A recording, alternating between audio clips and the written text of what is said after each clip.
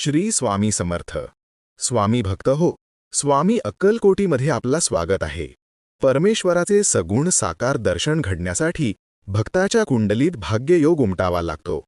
अनेक भक्त परमेश्वराची निस्सीम भक्ती करतात, नित्यपूजा करतात, परंतु दर्शनयोग त्यांच्या भाळी लिहिलेला नसतो. तर सुरू करूया आजचा प्रवचन. नित्य स्वामी दर्शन दिवस 41वा.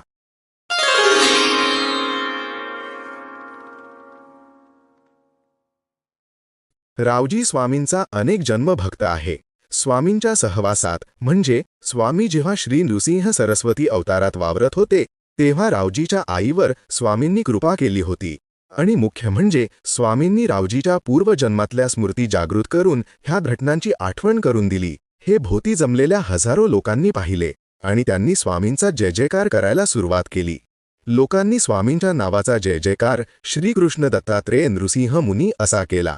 स्वामींनी सर्वांकडे शांत नजरेने पाहिले. रावजी हात जोडून उभा राहिला आणि स्वामींची स्तुती करू लागला.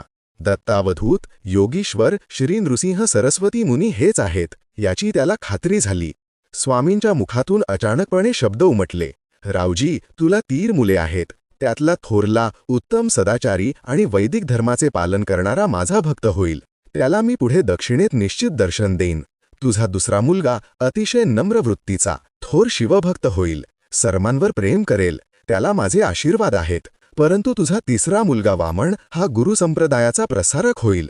तो वृत्तीने निस्पृह आहे. त्याच्यावर माझी विशेष मर्जी राहील.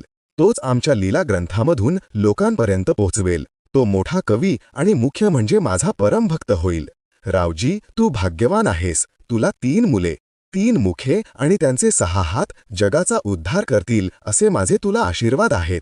स्वामी बोलता बोलता रावजी पुढे एक मुखी दत्ताच्या रूपात उभे राहिले. स्वामींच्या पायाशी रावजीने अक्षरशः लोळण घेतली. लोक पाहतच राहिले. प्रत्यक्ष परब्रह्माला अनुभवण्याचे भाग्य लोकांना त्या क्षणी मिळाले, ते केवळ रावजीमुळे. भिऊ नकोस, मी तुझ्या पाठीशी आहे. परमेश्वराचे सगुण साकार दर्शन घडण्यासाठी भक्ताच्या कुंडलीत भाग्ययोग उमटावा लागतो. अनेक भक्त परमेश्वराची निस्सीम भक्ती करतात, नित्यपूजा करतात, परंतु दर्शनयोग त्यांच्या भाळी लिहिलेला नसतो. रावजी हा फार मोठा भाग्यवान भक्त. त्याला स्वामींनी त्याच्या अनेक जन्मात दर्शन दिले होते. त्याच्या प्रत्येक अडचणीच्या वेळी धावून गेले होते. त्याला पाठीशी घातले होते, धीर दिला होता. स्वामींनी त्याच्या पूर्वस्मृती जागृत केल्या म्हणून त्याला आपल्या अल्पायुषी ठरलेल्या काशीची आठवण झाली. छोटी काशीसुद्धा स्वामींची भक्त होती.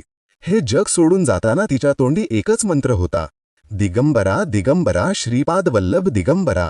स्वामींनी तेव्हा एक आशीर्वाद दिला होता की काशे, काही शतके उलटल्यावर तू पुन्हा नरदेह घेऊन जन्माला येशील.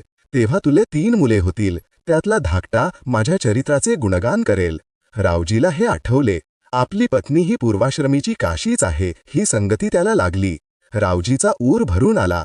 माझ्या प्राणप्रिय स्वामी भक्तांनो, स्वामींची कृपा जन्मोजन्मी लाभते हे कधीच विसरू नका म्हणजे झाले. इति श्री नित्य स्वामी दर्शन दिवस 41वा संपूर्णम.